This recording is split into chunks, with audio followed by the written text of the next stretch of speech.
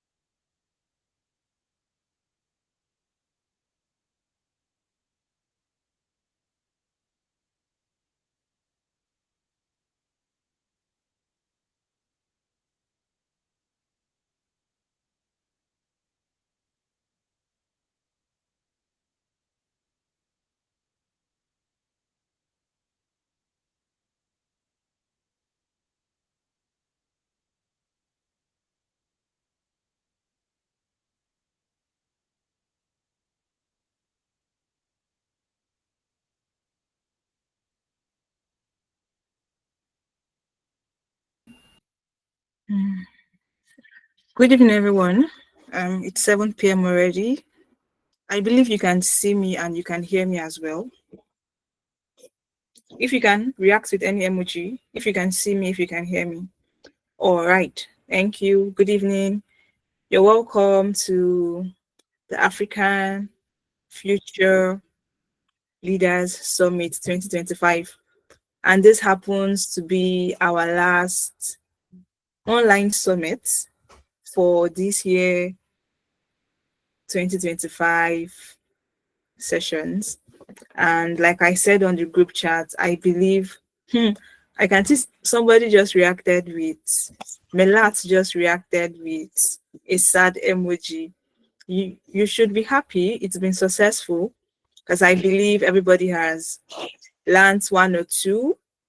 Like your mindset has been shaped, that's been redefined. Your goals are now let me say they are now clear, and you've been given a heads up on what to do and what not to do. So it has been a good one. Spending the past few weeks with every one of us here, it's been wonderful. Okay, so today we have two speakers as usual. I would have to confirm if any of the speakers are available. While we do that, let me just give me some minutes. I'll be right back. Okay.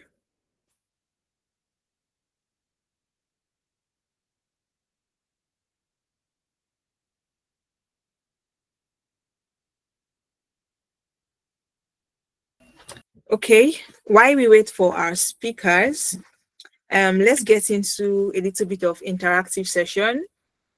So anybody, you can unmute your mic and you can tell me your favorite speaker so far. Oh, okay. You can see one of our speakers is in already. Good evening, sir. Okay. Hi, good evening. Okay. I would do well to introduce you and then we could go on with the session.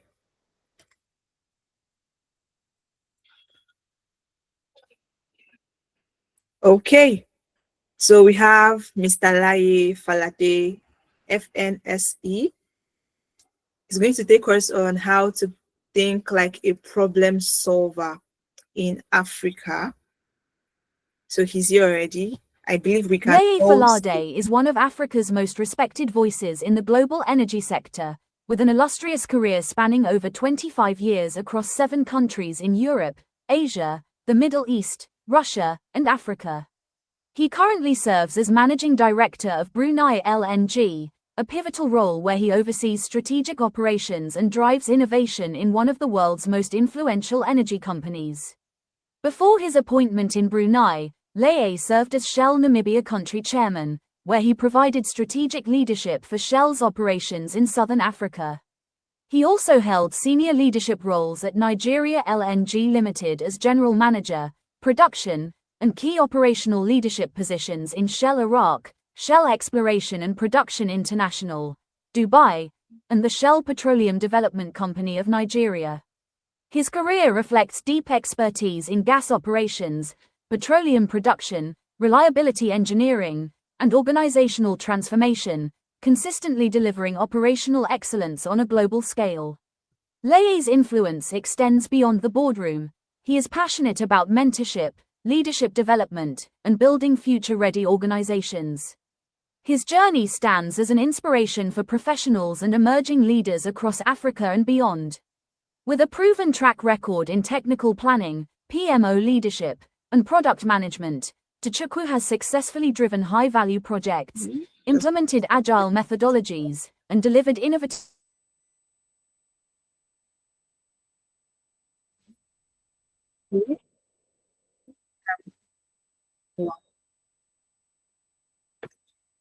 Sorry about that. I was trying to control that. Okay. You're welcome, sir. Please just take the mic. Thank you. All right, Emanuela, please confirm you can hear me. Can somebody confirm if you can hear me? We can hear you, sir. We can hear you, sir. Okay, thank you very much. Let me start with huge appreciation to the organizers, particularly Paul Light, for getting me to be part of this gathering, supporting the journey, but also learning in the interaction as well. Every time you have an opportunity to engage people, it's also an opportunity for you to go over some of the things that you perhaps know and you have forgotten. And in the course of that, you get to benefit as well. I have a group of staff that I mentor here in Brunei. And we're looking at the topic, leadership from where you are. And while going through that, one of the things that I had to do was to go and look at my dissertation for my MBA, which I wrote 18 years ago. And as I read about 25 pages of literature that I reviewed and I distilled, it just struck me that what I learned in theory 18 years ago are things that I'm already putting into practice. So every time you have an opportunity like this, an opportunity for renewal, and I really want to thank the organizers for counting me worthy to be able to engage with this audience. It's not one that I take for granted. So let's talk about the problem of Africa. Let's talk about how to think like a creative problem solver in Africa. And I think straight off the bat, I'm going to start with the admission that we're not unique in terms of having our own challenges and problems as Africans. There's hardly any continent in the world today that does not have a problem that they are grappling with. Absolutely none. Every one of us have one that we are dealing with.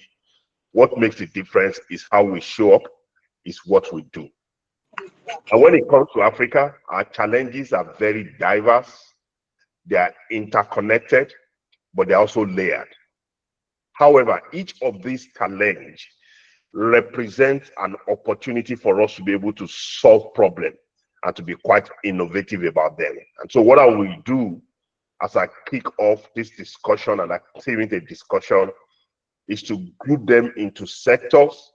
I will highlight what are the examples, but I'm going to show what the problem and what the opportunities are that connects them together. So as we talk about the problem, we'll also talk about the opportunity for us to be able to solve it. And then at the end of that, I will talk about how to start thinking in a creative way in solving the challenges that confront us in Africa. I think top of the list, which we find across almost the 53 countries that we have in Africa, is the issue of energy and infrastructure. Energy and infrastructure. Africa is described as dark continent. And we're not called dark continent because of the color of our skin.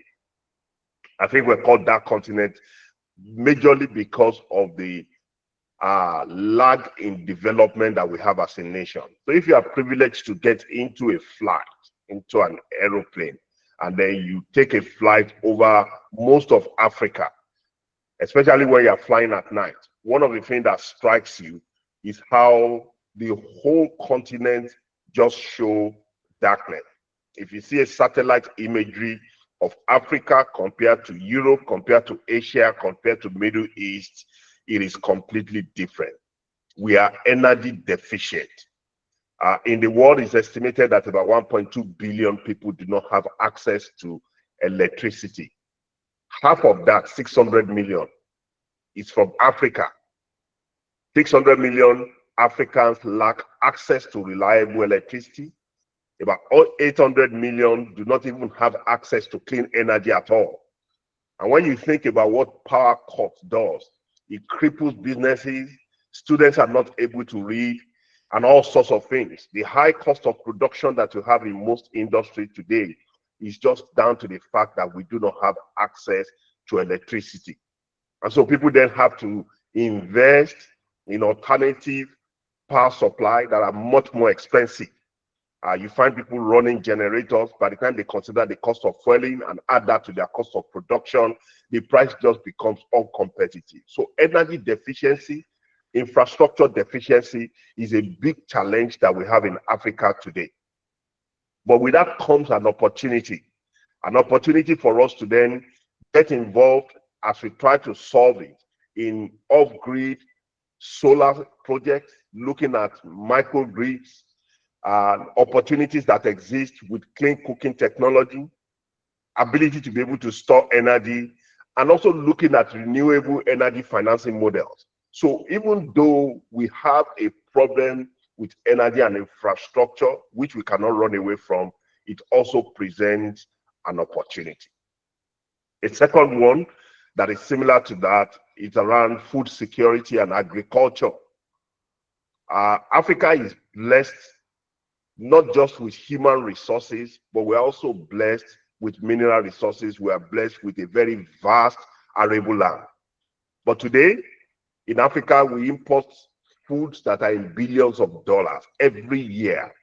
And for those that even have farms, you find out that about 30 to 40% of their yield is lost because they don't have means to be able to preserve it once they do their harvest. And if you look at the kind of farming that we have today, it is still largely subsistence-based.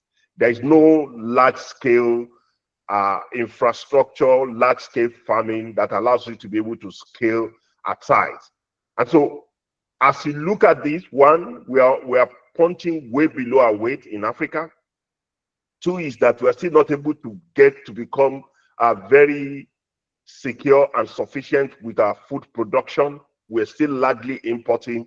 But herein lies another opportunity for us to start what you call smart farming.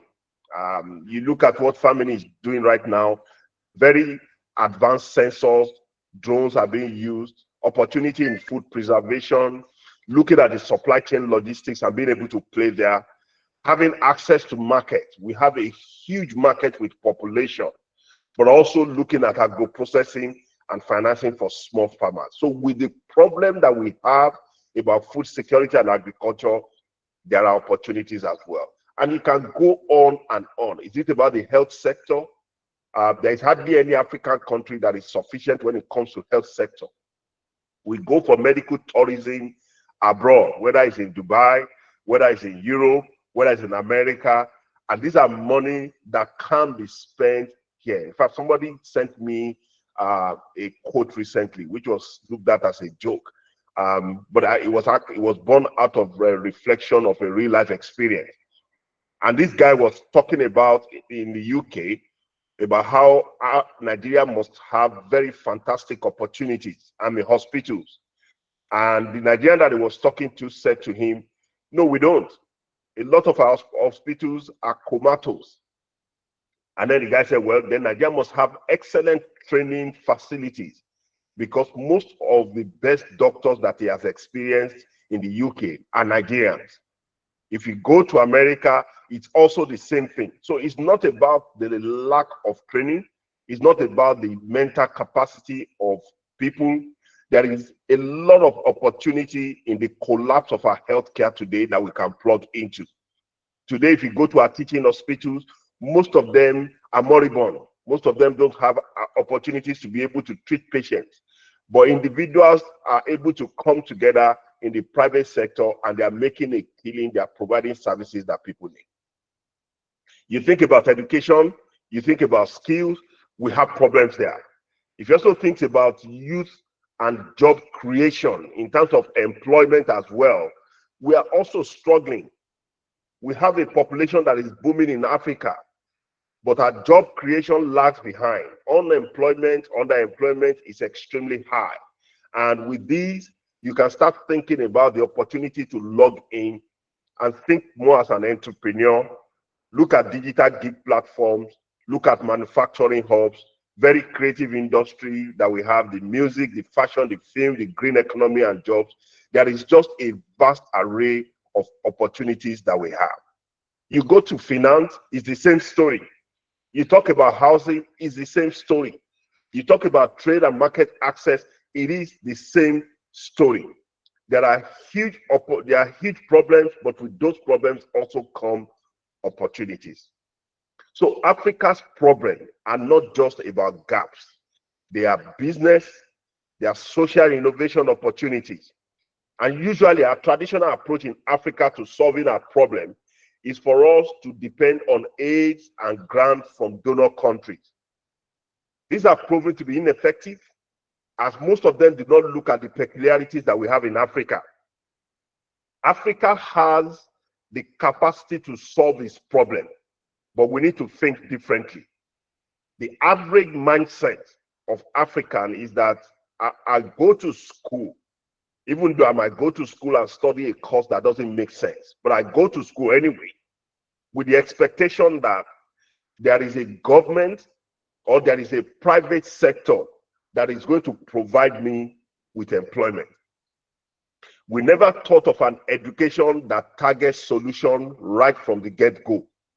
And this is where institutions like NUTM is the Nigerian University of Technology and Management, is making a huge difference, where their motto is in Africa, for Africa and the world, transforming Africa and the world through technology and entrepreneurship education. I've been to that school. I've met the founding president, Dr. Babs Omotowa, and I'm extremely and hugely impressed with what they continue to do, how they are shaping minds right from when you get into that school, you have a project that you must work on that solves a problem in the society. And within the short time of existence of that school, they have produced graduates that have gone into startups, ecosystems, that they are providing solutions and are solving real problems. And they are raising significant funds in order to be able to scale up their business. Another example is Faith Foundation. This is one that was started by Fola Adeola, and I'm hugely impressed by Adenike Adeyemi with the support of Fola Adeola and the board, where they are making huge difference, where they are helping people to be able to think about solving problems, guiding them through, and helping them to be able to stand on their own. And many of those people have not only developed means of starting a business, but they are also employing people. You think about the Tony Elumelu Foundation as well, very much in that space, where they are raising entrepreneurs. So it's very apparent that Africa must engage with its education in a very different way. It is one that every year, as we have thousands of people that are graduating, the mindset is not so much about, I'm going into a 9 to 5 day job, but I'm thinking about a problem and how do I access funding in order for me to be able to scale up my idea. What I've found out is where there are creative and credible ideas, funding is never a challenge. We have seen Africans who have done the unimaginable in order to create jobs and generate wealth. By virtue of our population, we have a ready market. Africa, average age in Africa is 19.3 years compared to the global average age of 30.5 years. In other words, we have a massive young population that is an opportunity for us to be able to create things. The country where I currently live and work in is a country that the entire population is about 450,000. Now, the limitation of that is that any idea you have, any thought you have, the market is so small for you to be able to scale it up. I think about countries like Nigeria, grappling with over 230 million people. One idea, you have a market that is extremely solid, that allows you to be able to multiply and get higher returns on your investment. So Africa is blessed with that. Nigeria has a very young population. Our average age in Nigeria is 18.1 years, which means we have a lot of young people with the creative energy, with the dynamism for us to be able to solve the problem that confronts Africa today. The future of Africa is guaranteed with resources. Half of the world resources today exist in Africa. And as chaotic as it looks, the opportunities are also very immense. The kind of return on investment that you get in Africa, is very difficult for you to get it anywhere else. We have the population, we have the dynamism of our youths, we have abundant resources, we have unparalleled creativity, and we have a very strong can-do mindset. Many of the unicorn businesses that are rising up in Africa today are doing so at a pace that has never been experienced. Now, when you say you're a unicorn company, it means that you're a company that your market capitalization, market value is over $1 billion. Last year, 8 companies in Africa achieved that unicorn status, billion-dollar company. And out of those 8 companies, 5 of them are from Nigeria. You have InterSuite, you have Flutterwave, Opay, you also have MoneyPoint, and I think there is one other one, Andela. 5 of them, of those 8 that achieved unicorn status last year, are from Africa. So as we think of solving Africa's problem, we must understand that the most impactful solutions will be solutions that does 3 things. Number 1, it solves Africa's problem affordably and at scale. Number 2, is one that is able to create jobs and also has local ownership. Number 3, is one that leverages technology and local knowledge. Today, the world continues to come and visit Dangote Refinery as if it's Mecca. You have people from all over the world, business schools are looking at it and they are studying it. Very audacious move. a company that is the largest single refinery in the entire world, producing 650,000 barrels of refined product per day, distorting the entire Europe supply, where today a number of refineries in Europe are getting out of business, all because of the audacious move of that man, who is also an African. If you go to cement, you go to sugar, you go to many other things, you find Africa dominating. So the problem is not about capacity. The problem is not about our ability to think. The problem is us thinking differently and grasping that opportunity in our hands. So thinking like a problem solver in Africa means we adopt a mindset that balances two things. One, it balances what is realism with creativity, but it also balances the constraints that we have with opportunities. And when you think about our diversity, when you think about our youthful population, when you think about our resource base, when you think about our fast-changing environment, all of that shape how problems and solutions emerge. And there's a framework that I would like to present to you as we think like problem solver in Africa. What is that framework? Number one, start with a problem. Start with a problem, not a solution. If you want to think as a problem solver in Africa, don't start with the solution, start with what is the problem. Look at everyday pain points that people face. There is power cuts, transportation is poor, there's a lot of food that is being wasted, we don't have access to health care, financing for small business is a challenge. Start with the problem, and then solutions will come. Observe, listen carefully to how people are already solving problems in a very informal way.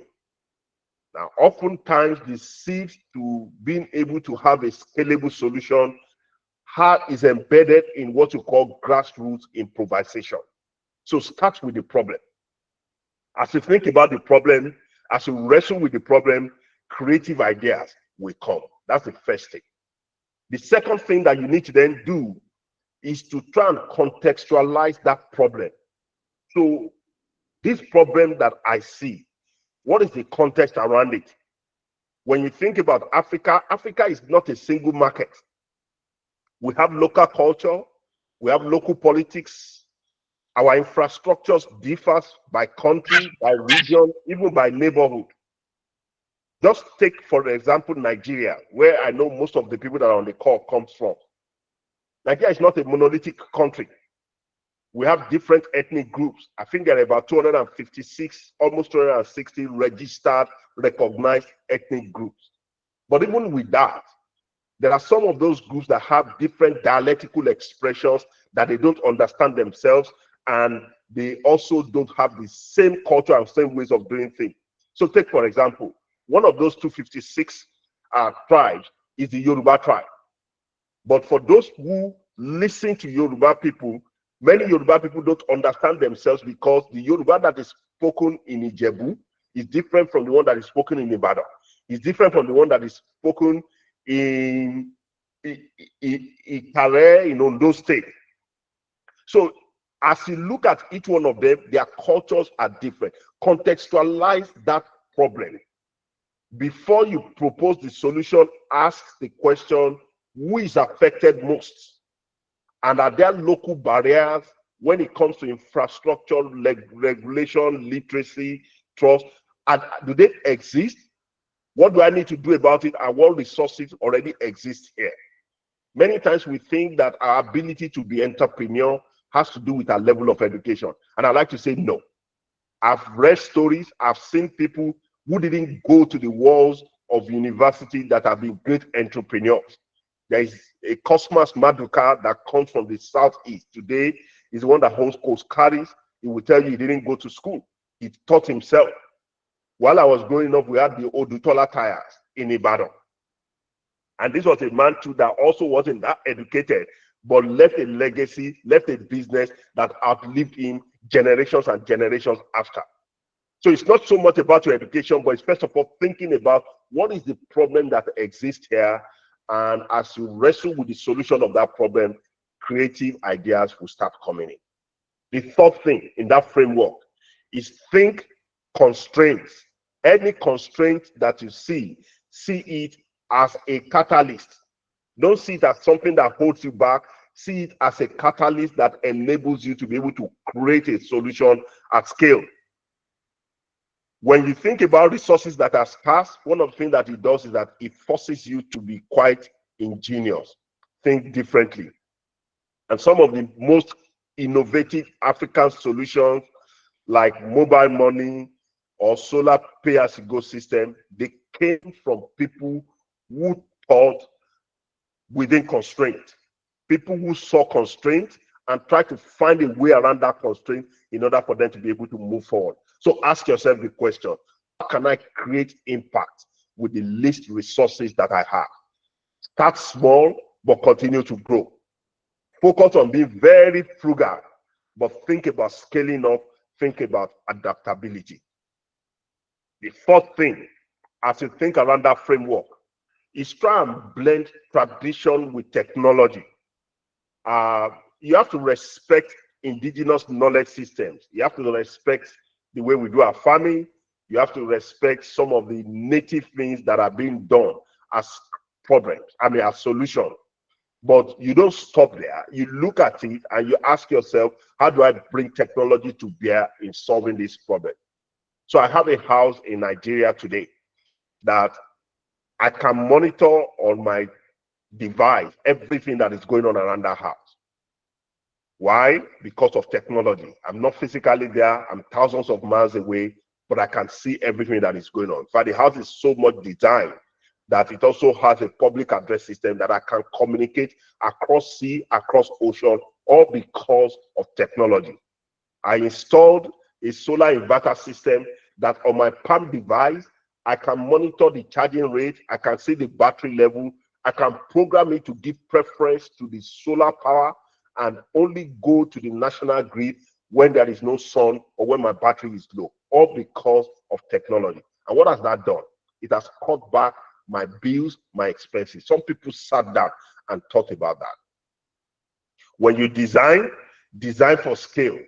Build for your locality, but think about export, because as you do that, you're bringing in foreign reserves that enables you to continue to grow your business. You're growing a market that is beyond Africa, and you're guaranteed of longevity.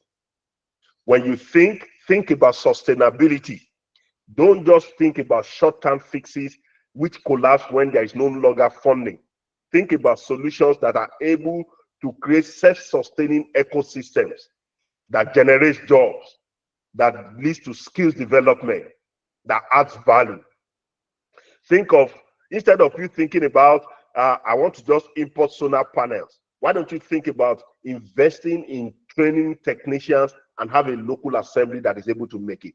These are the ways that we start thinking as creative problem solvers in Africa. But much more than that, think about how you collaborate. There is a saying in Africa that if you want to go fast, go alone. But if you want to go far, go with people. Many times we are constrained because we want to do it alone. And there are a lot of opportunities that you will not be able to access on your own, but which you can access when you join forces with others. So as you start your solution, think about people that can partner with you, who can help you to access opportunities that you will ordinarily not dream of. 100% of zero is zero, but 10% of 1,000 is a lot more than 100% of zero. If you just have 10% shareholding, but you're able to access 1,000 just because you collaborate, you are able to scale up and you're able to continue to grow. Think about have a global mindset, but also think about local roots. These are the things that as we do them, they help us to be able to solve our problem. And we have the capacity to solve that problem. But it requires a mindset shift for us to be able to solve that problem. And what is that mindset shift? Number one, start from what is missing and think about what is possible. Number two, start from being dependent to what is self-reliant and also that comes with collaboration. But the third and the final one, start from copying solutions. Others have done this, for you to start reimagining them locally.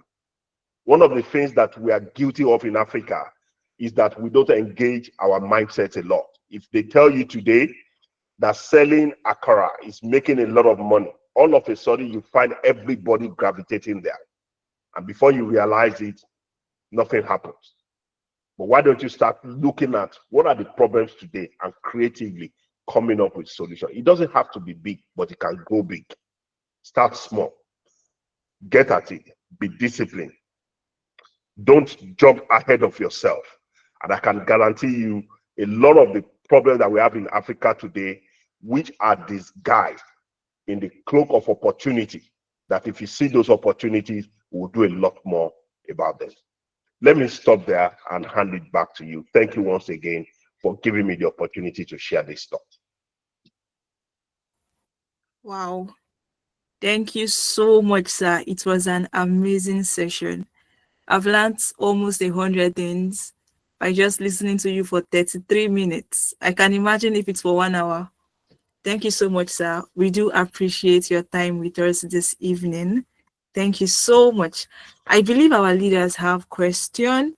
So as usual, if you have questions, you either type them using the chat box or you raise your hands. You raise your hands, and then okay, Desi hands are up. All right, Desi, you can unmute your mic and ask your question. Okay, thank you. This is Tamacho Desi from Ethiopia. Thank you to be a part of this amazing Zoom. My question is, now I'm pursuing my education in my country, Ethiopia. I'm pursuing my education in the Department of Sustainable Energy Engineering. And we Africans have a number of potential in energy sector. We have inefficiency with energy. On the other hand, we have a number of resources like solar, wind, hydropower, and even hydrogen energy and others. So what do you recommend us to, what are the projects do you recommend to do here in Africa? What are the most good and advanced that help us most and that keep Africans strong in energy sector? What are the just you may recommend us? Thank you. Okay, thank you very much. I'm going to put on the cap of an African as I respond to this question. And thanks, the name is Desi, right? Desi from Ethiopia. You're right, Africa has a lot of resources. In fact, one of the resources that we have in Africa today that is in abundance is nature. But nature of a different kind. If you go to the Western world, they are limited because of variations in their seasons. And so while they go for renewables, they go for solar, there are limitations to be able to plan on it. Why? Sometimes they have upward of 3, 4, 5 months that there is no sun. You just have winter. We don't have that problem in Africa. The sun is always shining, it's shining in abundance. And so that's one that we can leverage on. Today, when you look at the economics of some of these energy sources, the renewables, the economics is not one that makes a lot of money at this point in time. The technology has not advanced to the point where you are able to turn it into a sustainable business. Any business that you do where you don't make profits, that business cannot be sustainable. So the first thing is it has to be sustainable. But it is the future. It is the future that the world is going to. As the world continues to advocate on cleaner energy source, the Paris Agreement that was in 2015, where the world agreed that they're going to lower the energy rise in temperature to pre-industrial era and keep it below 1.5 degrees centigrade. It is the future. However, you also need to exist for you to access the future. And for you to exist means today you are able to fund your activities, you are able to fund your investment. And this is where the fossil fuel still becomes relevant. So the Western world will talk about energy security. And yes, we talk about energy security, but there is a tripod that it all rests on. It must be affordable, it must be reliable, and it must be sustainable. We need to be alive today to be able to access that future. Africa is blessed with natural resources. One of it is the hydrocarbon. And this is the same resource that the Western world has used for them to be able to grow and power their economic prosperity. The contribution of Africa today to global warming is less than 3%. 97% of contribution to global warming, which is the basis of moving away from fossil fuel, is still from the Western world. But we're now being asked to carry the burden, and we think it's not equitable. So one of the things Africa has agreed on is that we will have energy transition, but we're going to move at different pace. First of all is that we must have the resources to eat, to survive. And so as we start discovering fossil fuel in different places, the challenge and burden that we have in Africa is how do we extract it in a way that we're reducing the emission that contributes to global health issues. But we're able to then use the income, the revenue we get from that to fund our diversification into things like renewables, into things like solar, into things like hydrogen. And as we do that, how do we do it in a responsible way where corruption is not a challenge? That's our biggest problem. If you're a student of history, you'll find out that a country like Nigeria was a country that was thriving before we even had oil. Our generations before was on farming, was on trade, and the economy was able to provide for everybody. But the moment we found oil, which came with a lot of money, we lost focus. And we still had the revenue, but people were misappropriating that revenue, that it didn't go into the development that it should have gone into. Now, as more and more African countries begin to discover this God-given resource, my suggestion is utilize it in a way that is environmental friendly, get the revenue from it, but use that revenue to fund your diversification. And while you are doing that, keep your eye on corruption. I was in Namibia up until about a year and a half ago. Every time I speak with the government, one of the things I say to them is have solid institutions in place that is going to able to deal with the issue of corruption. Because once the money comes, there are practices that are unacceptable that will also show up. If you don't have institutions that are strong, that keeps everybody at bay and also demand accountability and probity, you will not survive it. So we have potentials, whether it's about the natural resource, whether it's about the minerals, whether it's also the element that allows us to produce clean energy. We do have that resource, but we must think creatively about how we access them, how we preserve them, and how we use them for economic growth and prosperity. I don't know if that helps, Desi, with respect to the question that you have asked. I believe it did. Thank you so much, sir. Okay, the next hands up is Oluwa Sheyi.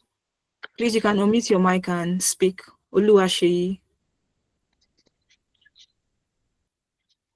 Okay, good evening, everyone. Good evening, sir. Mr. Falade.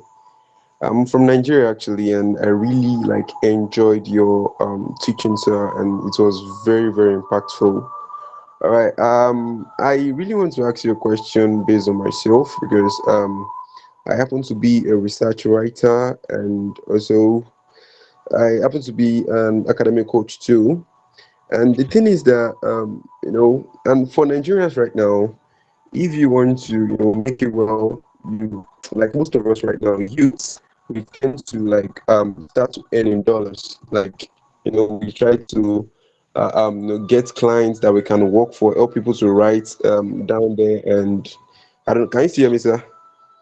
Yes, I can hear you. Go ahead. Okay, sir. So, and at this point now, I think you are talking about oil, crude and all, but we use in the country right now,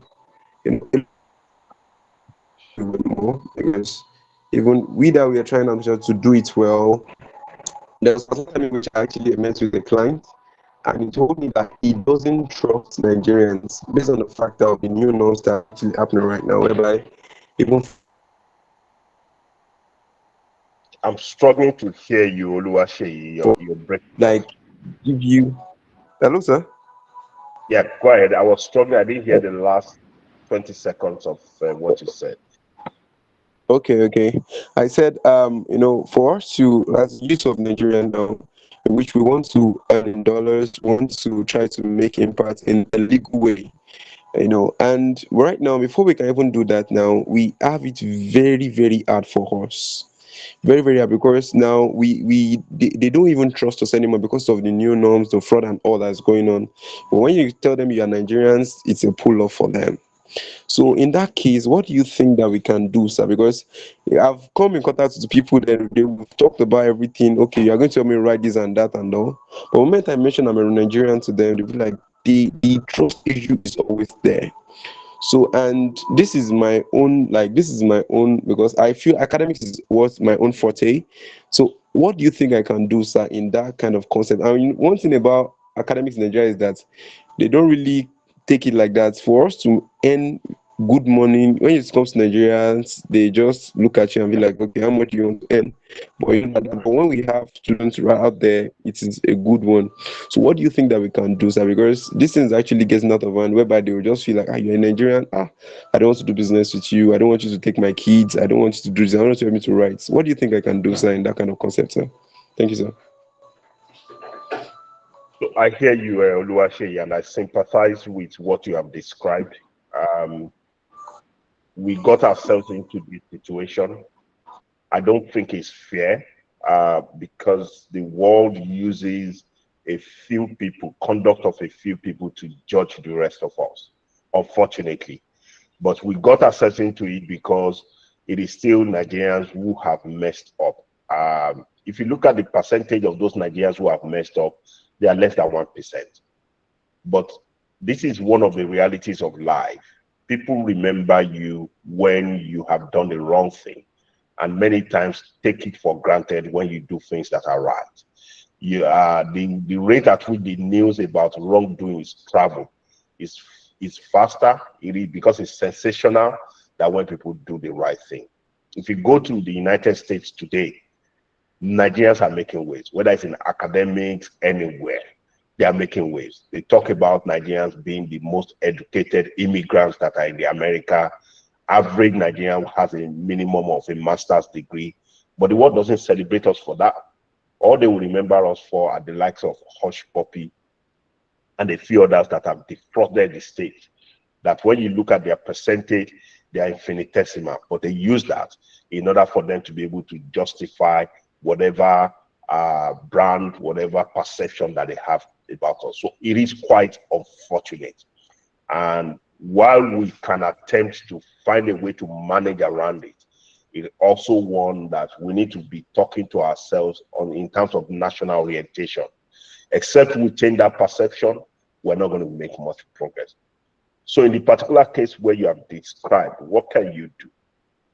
I think a few things. Number one is that don't give up about trying. You have to keep trying. But where there is a trust deficit, then you need referrals. You need referrals. If somebody shows up to me today and says, hey, I'm a Nigerian, I'm able to do this, I look at you twice, even as a Nigerian, because I know that a lot of people have used that to take advantage of others. I've heard this story, so why should I listen to you? But where there are people who know you, who can vouch for you, it helps. So start building your network, and those networks can be built at conferences. Those networks can be built as you come across people in the industry. Build credibility. Credibility is gold. There are few in Nigeria today that can vouch for a credible lifestyle. Build it. That when people think about you as Oluwaseyi and they are looking for a credible, honest person, your name will be on the list. And you have to start that journey. It's a journey. You have to start it.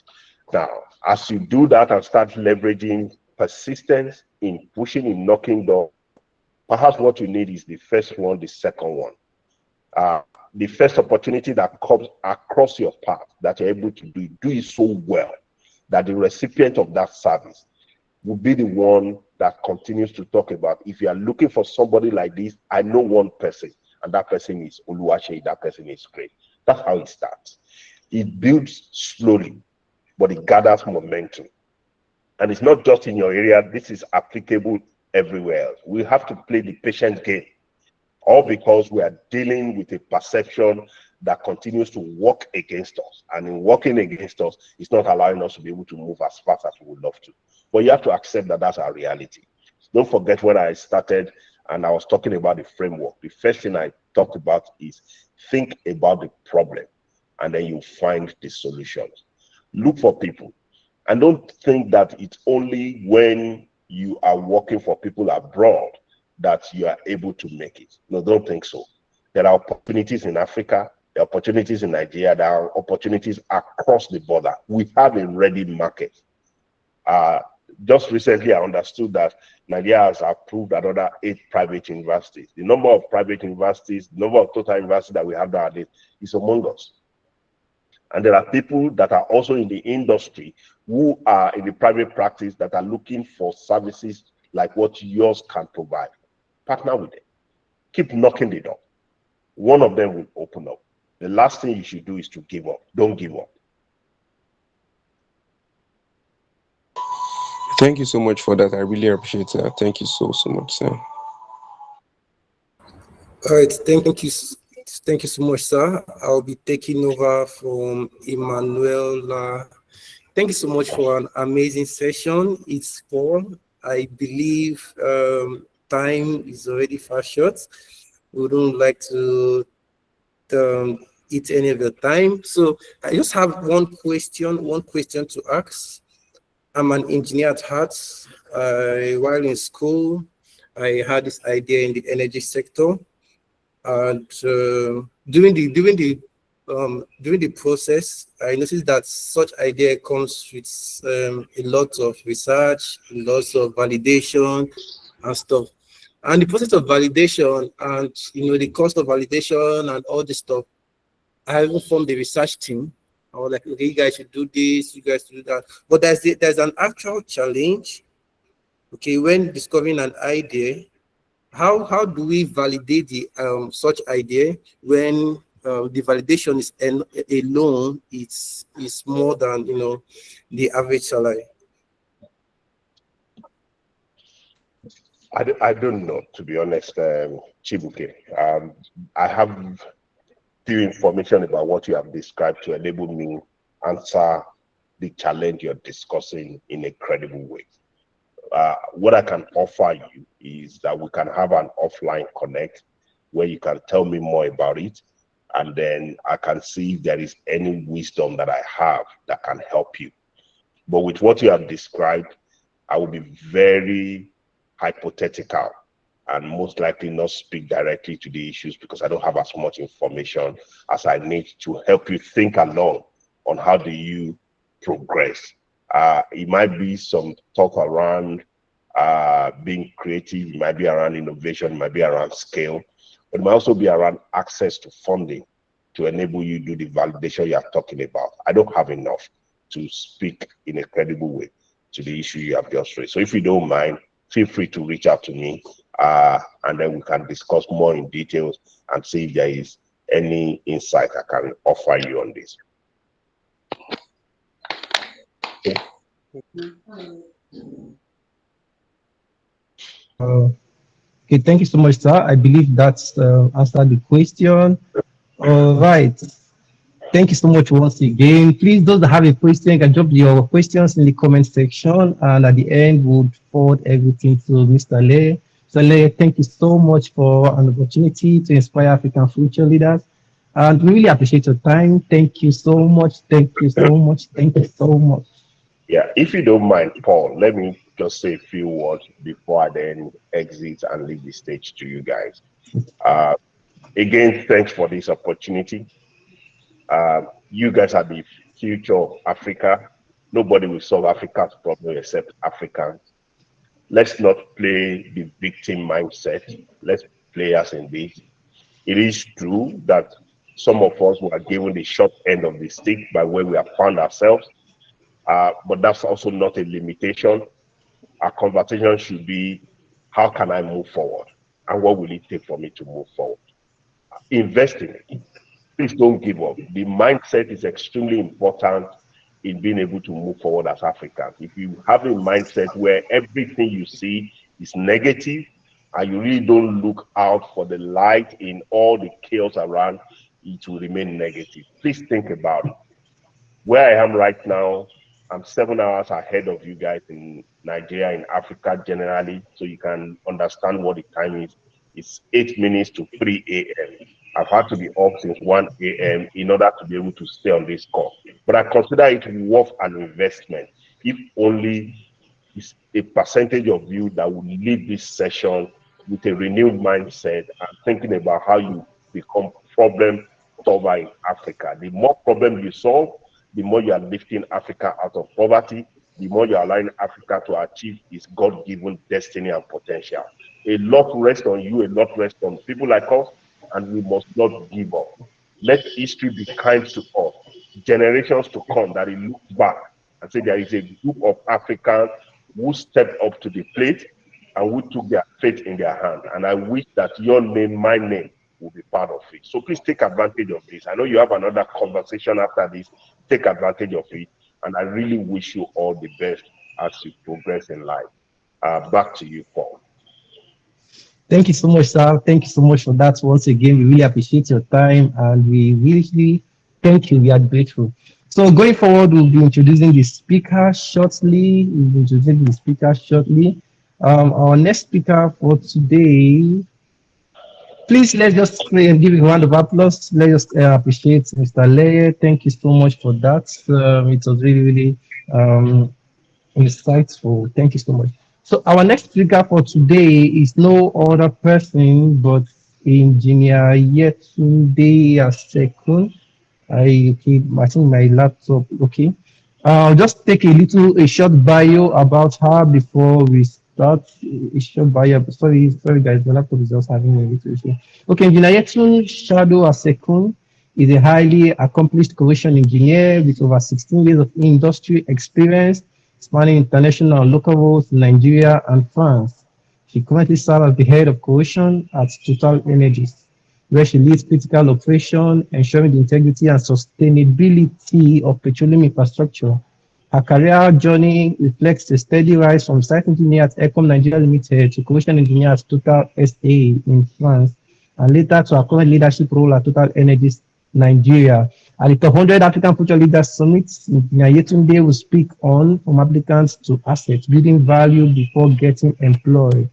She's bringing a wealth of experience to inspire the next generation. Her story is proof that with the right mindset, continuous learning, and commitment to excellence, one can only secure opportunities, but also thrive and lead in competitive industries. So if your hands are not too busy, if your emojis are not too busy, let's join together and welcome Engineer Yetunde Asekun as she takes the stage. Good evening, everyone. I really want to appreciate the opportunity to be here. And then first, I'd like to thank the organizers. Please confirm you can hear me clearly. Yes, Ma, we can hear you. We can hear you. Okay, yes. So okay, thank you. I'd like to first thank the organizers for this opportunity, because this is really good. I look at the platform, I look at even the last speaker, I was really blown away. And I really want to appreciate you for the effort you've put into organizing something like this. And I also want to apologize. I don't look dressed for the part. I'm actually on holiday and I couldn't find anything corporate in my box. So I just had to throw on something. So I apologize for looking very casual for something like this. Okay, so without wasting much time, because I see that our time is fast spent, I'm not so much a keynote speaker. I am more of I like to talk. I like to explain things. I like to give examples, and in order to keep myself on track, because if you leave me, I can talk for 2 hours. I try to put something down. So permit me, if you see me looking, I'm trying to ensure that I stay within the topic that I have been given. So I just want to start by saying the world has changed. Initially, well, I want to assume initially that everything was wired on how do I get a job? How do I get hired? How can I get into that company? But the world has gotten to a point where they now ask you, what can you offer? What are you bringing to my company? So we now have to get to the point where we are asking ourselves, how do I truly become what's hiring?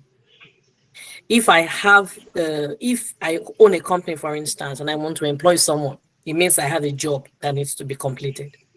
And I will prefer to get someone that will hit the ground running rather than getting someone that I have to train. And to be honest, that is the fact. Yes, we still have some companies that can take in new people fresh from school. But most times they want someone that has something to offer. So I want us to understand that we are getting to the point of, or not even getting, we are already in the point where we are no longer job seekers, but we are value creators. So the question I want us to ask ourselves, what value am I ready to create for whatever company I want to join? It is no longer business as usual, that when I get there, I'll be trained. When I get there, I'll know what to do. When I get there, I will start my career.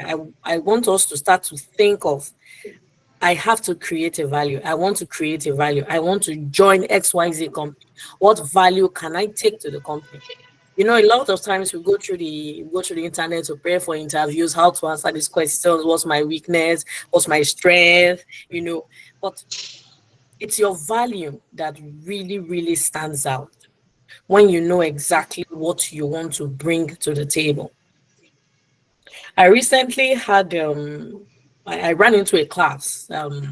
I studied in a school in Port Harcourt in Nigeria, and my master's degree. And so that day was a public holiday, and they were around. I was in Port Harcourt then in Nigeria, and I ran into the batch currently having lectures. You know, and the lecturer just called me and said I should say one or two things to the company, to the class. It was a petroleum engineering class. You know, and the first thing I told them is that everybody here wants to get into a very big oil company. Everybody here wants to get into Shell, wants to get into Total, wants to get into Mobil. And everybody puts their targets straight on that. But what are you bringing to the company? You're fresh out of school. That's so you need to have an open mind. You need to not overlook the small indigenous companies, the small ones, where you gain experience. Because in the beginning of your career is your experience, that is when you build your experience. And that is what takes you. That is what gives you what those big companies need. And they were looking at me, and I said, that's the truth. Yes. There are sometimes that those big, huge companies that everybody is seeking after, the ones that pay in dollars, the one that pays really, really much. There are some times that they take in fresh, but what they are really after are value seekers. So don't limit your thoughts, don't limit your target, don't be myopic in your view, you know, expand, think about options. Think about what to do. The most important thing is to build your value. The most important thing is to build yourself to the point whereby those companies will come looking for you. And I just want to explain a bit what it means to build your value. It is beyond building your credentials. It's not about having a very fat CV. It's not about writing a CV of you bamboozle them with words on your CV. Your value is what can you do. It's not about how long your CV is. It's not about how big your CV is. It's about what can you bring to the table? What can you do with your hands? It's not knowledge in your head. It's applicability. You need to understand the foundations of what the employers will be after. Like I said, it is not just what you know. It is what you do with what you know. It's good to know things. I'm not saying that you forget about reading books, you forget about taking courses. Yes, that's very good. That gives you the knowledge here. But what is important is what you do with what you know. You need to be able to apply what you have learned to your everyday activity. You need to be able to apply it even to your life, even to yourself. Because sometimes when you get to those, it's not like you have worked in the company. How are they supposed to know that you are a person of value? How are they supposed to know what you have achieved? And that is where building a portfolio comes in. I'll go into that later much later in my speech. So it's what you do. You need to be able to apply the knowledge you have gained. You know, at some point we're going through a recruitment and I was going through a lot of CVs. I just kept saying certification. So someone like 10. I was like, okay, all the 10 are different. They're completely different fields. At some point I got confused. You have 10 different certifications, but for different things. So what exactly am I supposed to employ you for? So when you get your certifications, be sure that there are things that you can apply. Yes, there is no harm. There's nothing wrong in having different certifications. But when you're applying for a job, like for instance, I'm a corrosion engineer, and you want to apply for a corrosion job, you will not bring certification of carpentry. How is that going to help me? It's just further going to confuse me as your employer or employer in future, that you are all over the place. So your certification should be able to point to me what you can do.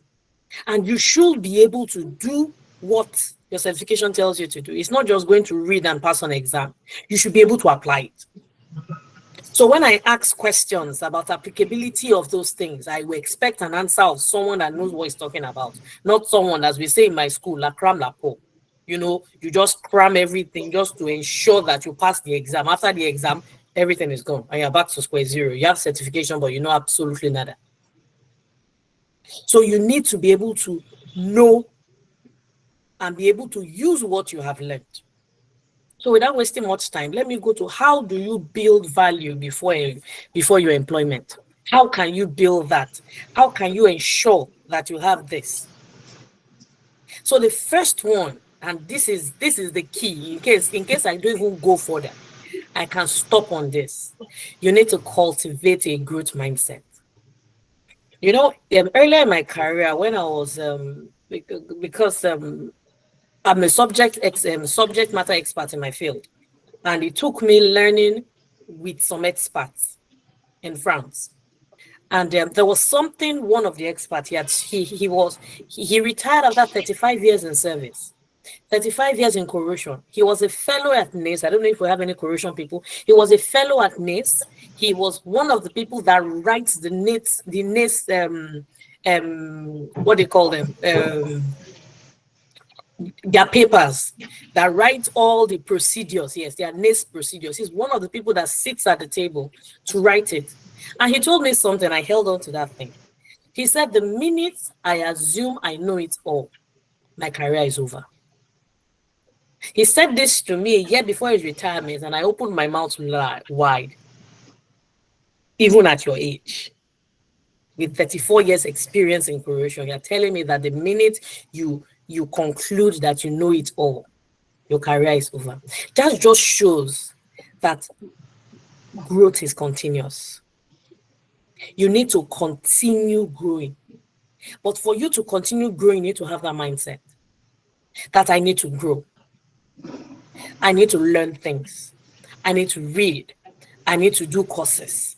I need to set goals. You know, get not easy goals. One of my goals is to pick up my laptop. That's easy. But if a goal is to pick up my house, yes, that's a goal. So you set goals that you want to achieve for yourself. And as you achieve the goal, yes, you celebrate. You take you sit back, you take your legs up and say, oh yes, goal achieved. Then you put your legs down and set another one. So you never ever get to a point that you are done, that you say, finally I am where I want to be, so I'm good. You need to have that growth mindset. You need to cultivate that mindset. It's not easy because it takes a lot of work. It takes a lot of dedication. It takes a lot of determination for you to continuously have that mindset, for you to continuously make an effort. It's tiring and expensive because you have to invest in yourself. But that is key. That is very, very important because that is where you have an edge over other people. The people that will wait for their employer to train them.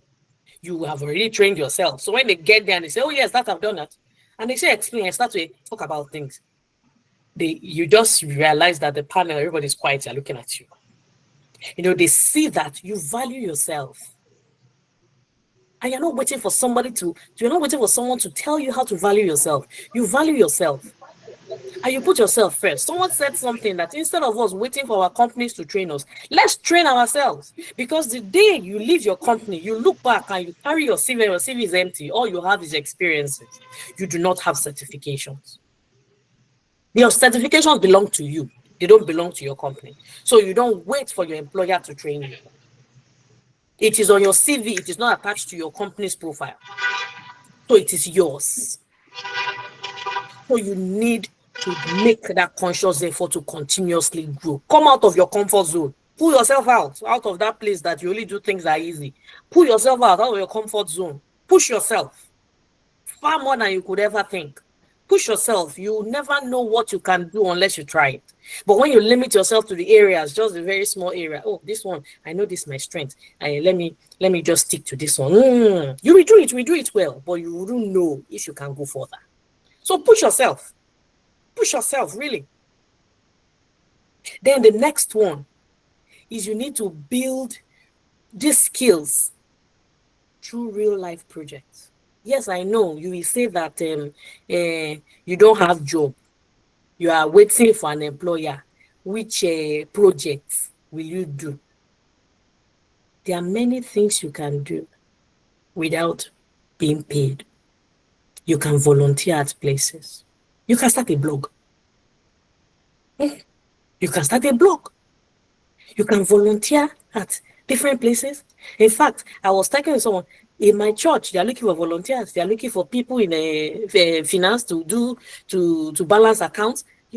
You can volunteer at those places. That is where you build your experience. You know, in this time and age, younger children, I think when they want to get into university, right now, volunteer work actually gives them an edge. When you say, okay, I volunteered at this shelter, okay, I volunteered here, they actually put it in their documentation that volunteer work, and it gives them an edge.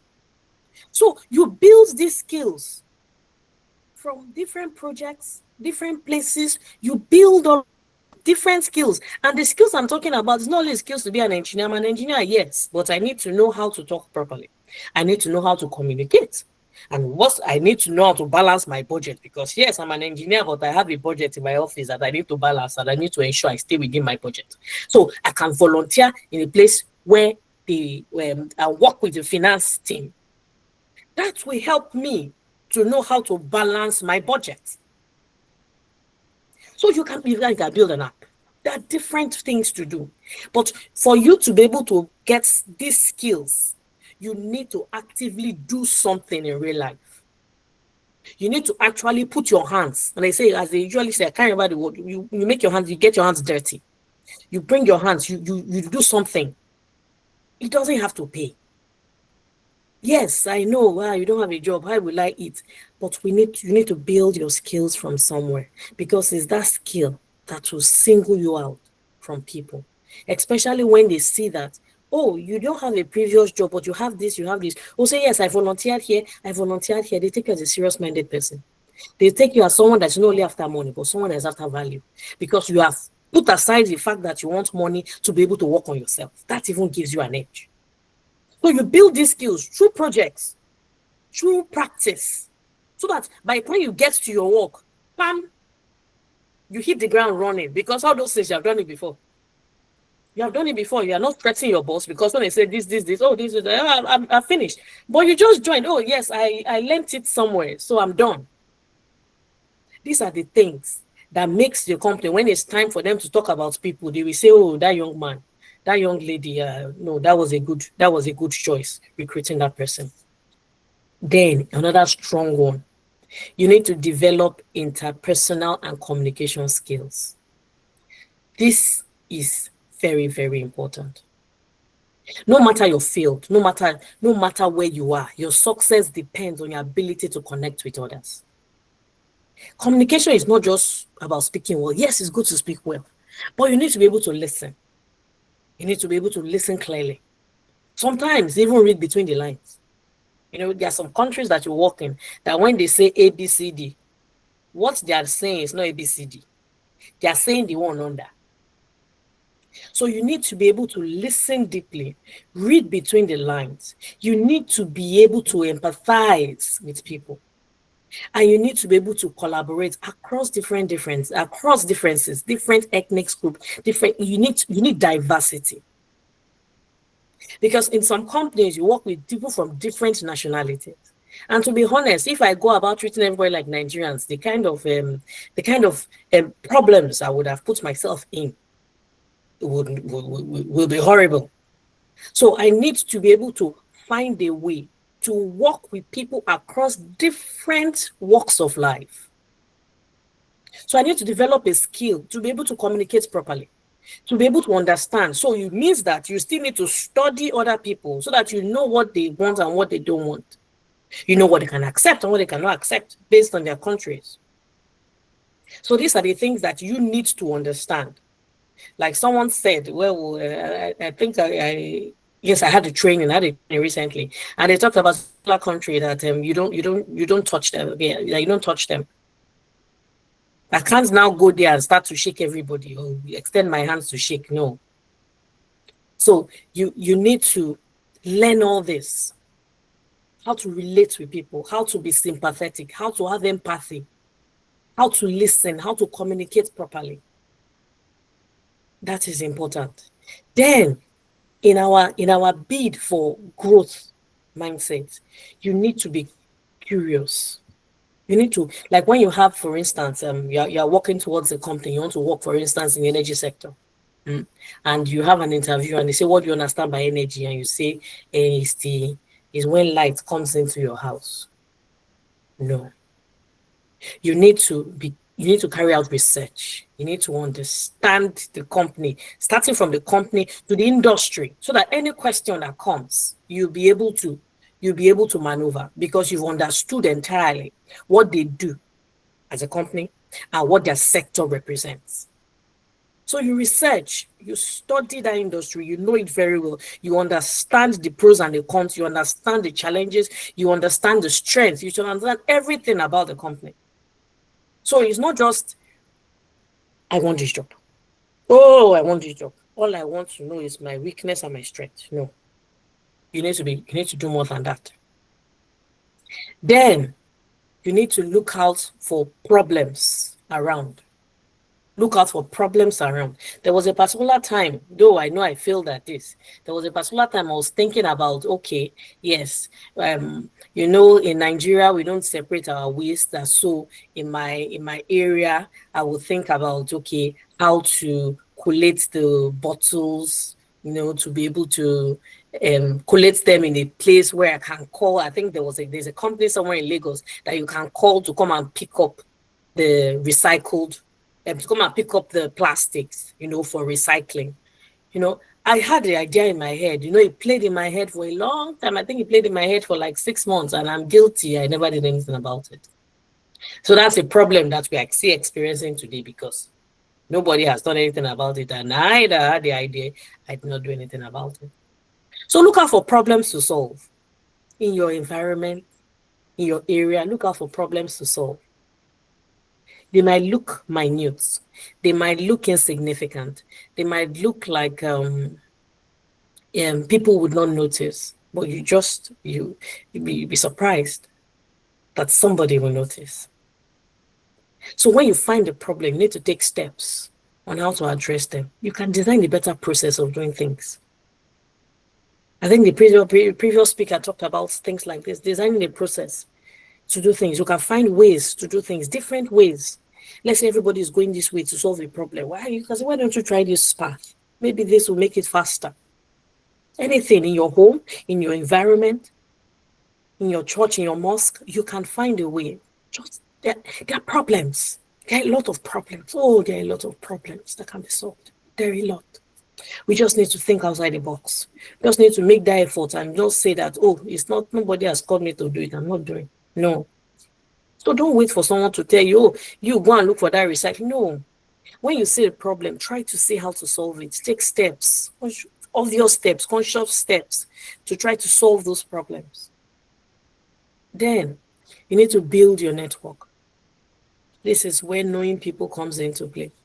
But this building of your network is not the one that you'll be meeting everybody to say, oh, I want a job. No, this building of your network is the one where you give before you get. So this is when you are genuinely interested in people. When people talk about their job, you sit down and listen, not because you want them to collect your CV to work in their company, but that you are really interested in what they do.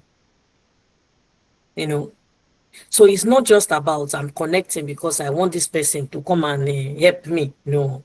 So you connect with people, you connect with mentors, you get mentors that you can study their career, see the way they did things, and try to see, okay, can I learn this way? Can I learn that way? You can even alumni from your schools, you can get in touch with them to see how they do things, how they navigated some things, you know, and some professionals. So you need to build your network, but building your network not in a not in a greedy, yes, that's it, not in a greedy way. You build your network because you want these people around you, not because you want them to help you get a job, but you want to see their career and learn from their career.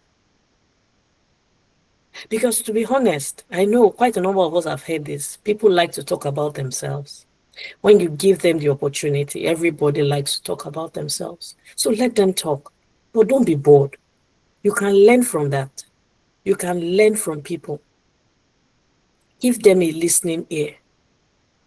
Let them talk. Let them explain things, you know, just pay attention. That is the way to build. You say that the next time they will call you because they realize, oh, that person is a listener. Oh, that person listening, the person has a good skill, because listening is a skill. The person has a good skill. So they will call you back next time. Then we are not going to like this next one, but to be honest is the truth. We need to embrace failure as a stepping stone. There are some times that we fail in some things. I failed without even starting on the recycling project. I did not start it at all, so that's a failure of me. So there are some times that you will try things, especially when you're trying to step out of your comfort zone, when you're trying to try new things, when you're trying to practice things. There are some times that you will fail. There are some times that things will not work out. Don't see it as Adam, I've done my own, I'm not doing it again, I'm tired, I'm not. No. Just see it as a way, as you said, that I think it was Edison. I think it was Edison that they said it, that he tried 99 times to create a light bulb, A.A. Edison, light bulb, and it was the 100th time he was able to create it. So they say it's 99 ways not to do it. Just look at it. That's the bright side of looking at it. So when something doesn't work out the way you want it, you'll say, okay, that is not the way to do it, you know, and move to the next one. Then this last one, it is like a summary of everything. You need to build your portfolio. You see all these things that you have done, all this practicalize. Yes, Thomas Edison, thank you very much, Emanuela. All these things, all this practicing, all these projects that you have done, you need to be able to document them, because all these things has to be visible. Your value has to be seen. So it's not just about doing them and in your mind, you are saying, I've done it, I have value. You need to document it.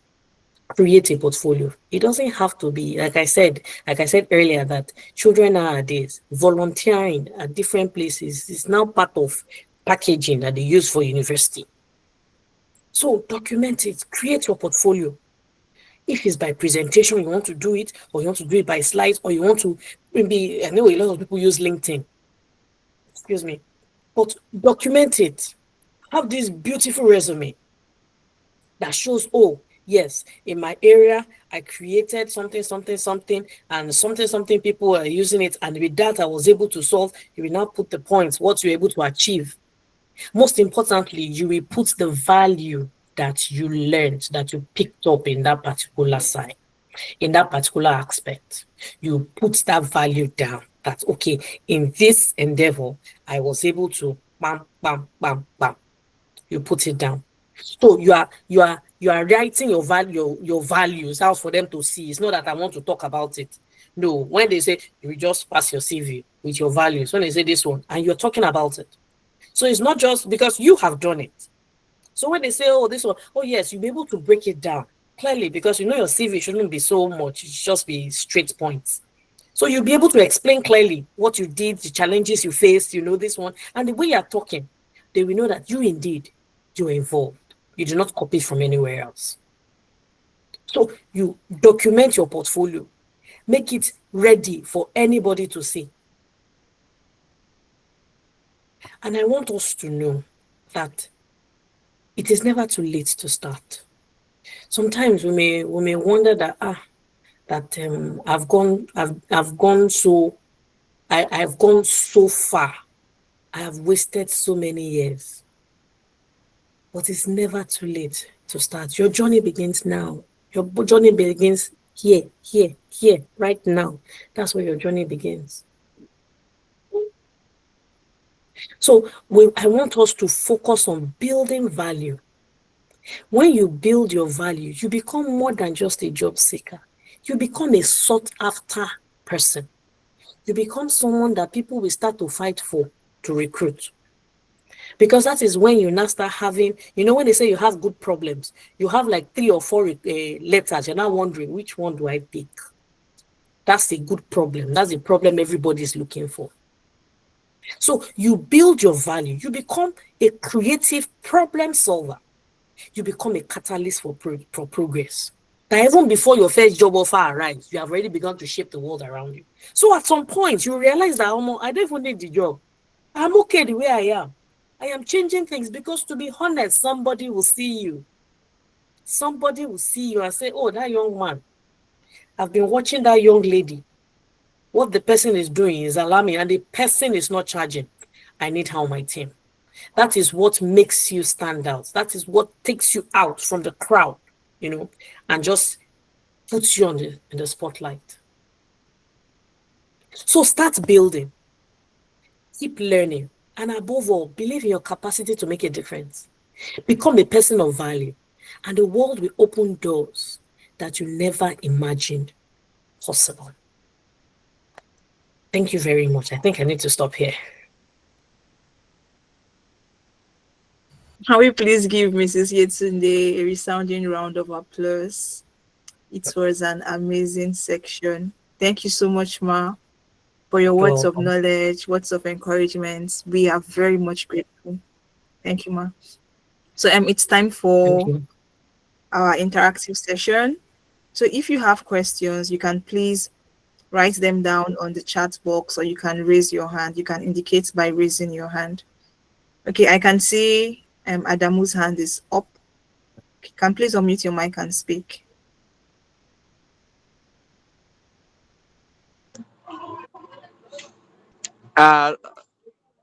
My name is Adam Muhammad. I am from Gombe State, Nigeria.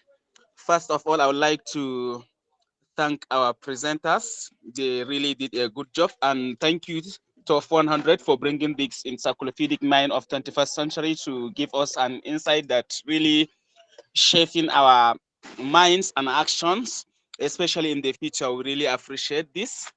I just come here to appreciate our speakers, and we don't have anything to compensate you but to pray for their continued success.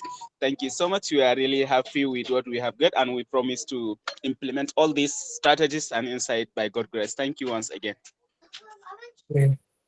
Thank you. Thank you. Thank you, Adamu, for that. Thank you so much. Do we have any question? Okay, I can see hands are up.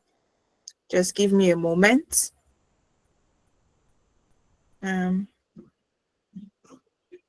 Adamu, you can please put your hands down.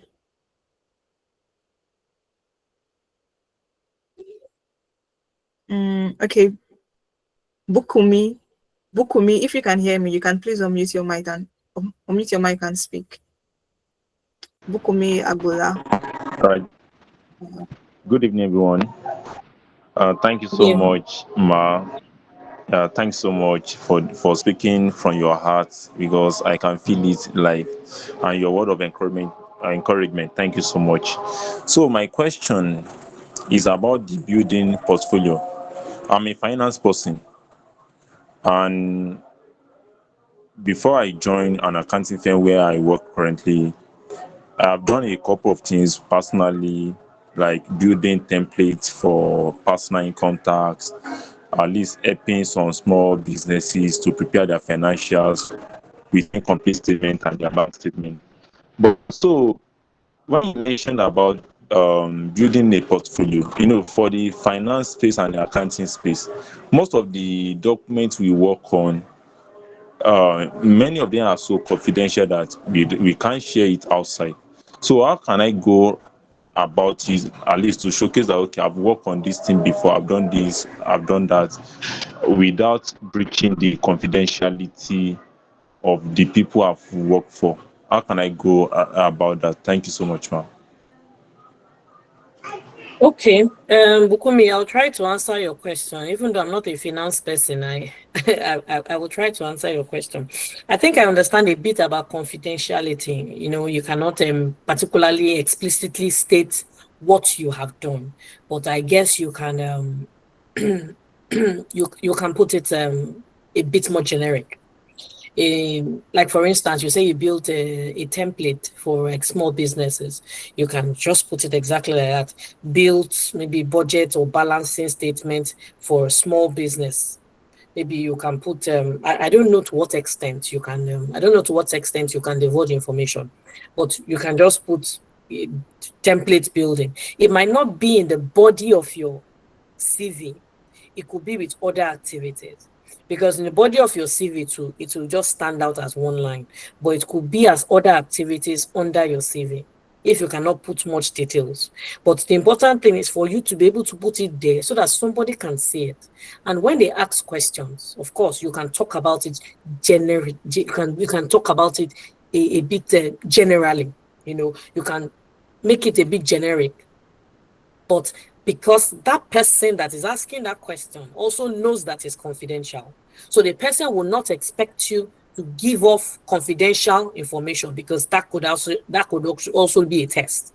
So you could just say, oh yes, I built, to what extent you can go, that is still fine. Maybe I built a time sheet, to see the balance between the number of hours the people use and the daily rates. Something you can just pick something a bit generic in, is that the person will understand that you did it, but the person will also appreciate that you did not breach the other company's confidentiality, because you need to be careful. You can put it on one line, as I said. You can put it as one line so that the person reading your CV knows what you're talking about without you saying exactly what it is. I don't know if that answers your question. Yes, ma'am. Thank you, ma'am. Okay. You're welcome. Okay, I believe it did. Because of time, please do type in your question using the chat box, and we'll send them through to Madam Yetunde, and I believe she would give us feedback. Thank you so much, Ma, for spending your evening with us. We are very much grateful. Thank you for the words of advice. Thank you so much, Ma. We are very much grateful. You're welcome. All right. Thank you, Ma. All right. I believe it was a very, very impactful session. I believe it has been from our first speaker, Mr. Laye, who is still on the chat with us. He's still on the call with us. I was going through the participants and I saw his name and I was like, wow, he's still here. It shows you that learning never ends. That is what it tells us. If a speaker who finished speaking is still here listening to the other speaker, huge respect. Let us please appreciate him for that. It's not easy. Yes. So I believe we've had an impactful session today. We appreciate our leaders, our speakers so much. It's been wonderful. When Madam Yetunde was speaking, what I was hearing in my head was, it's actually very it's cost to grow. Like, it is cost to grow. but then it is costlier when you don't grow.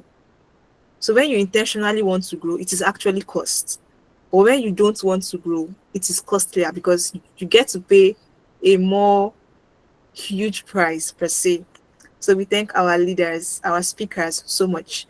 Right now, I would be giving the mic over to the founder of Top 100. He would address us for a while, and then we'll carry on with the session. All right. Thank you so much, everyone. Thank you, Ella, for that wonderful moderation. I want to start a big thank you to the speaker, Mr. Le Faladay, Engineer Yetunde. Thank you so very much. And to every leader here, thank you so very much. The 100 African Future Leaders was actually successful. It had a huge impact. And thank you so much. So going forward, this is basically the last online section that we are going to be having. This is the last one, and thank you. I don't know, but thank you so much. For those in Lagos, there'll be a physical event that is happening very soon. So more information about that will be communicated to the community. So thank you so much once again. And remember the project 100 scholarship, just as Engineer did mention, just as every other speaker mentioned. You need the physical volunteering, you need physical evidence that can add to your CV, you can need to build a project. So be part of it, be part of it. Then thank you so much, everyone. I'm polite and I'm actually grateful for such opportunity, and I would like to call it a good night. Thank you so much. Over to you, Ella.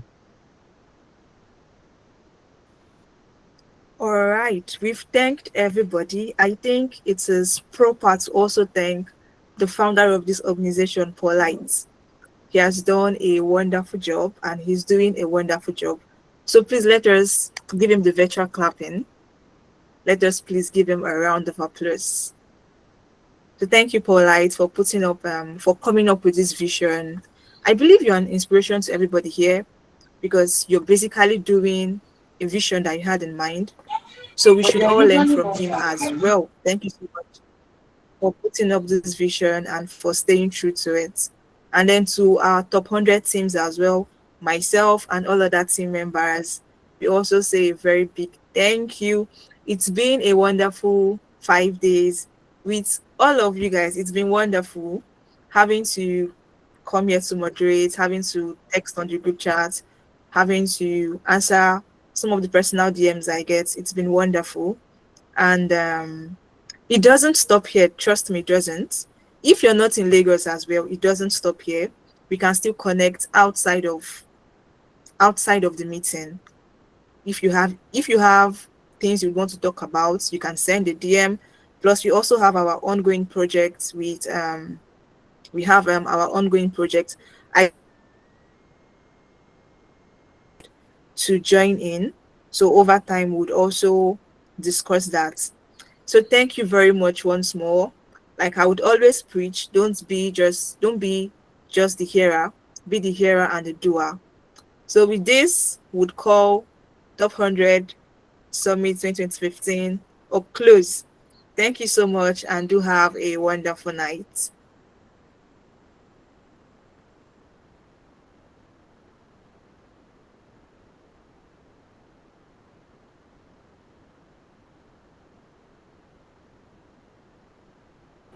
Thank you and good night. Bye, success. Good night.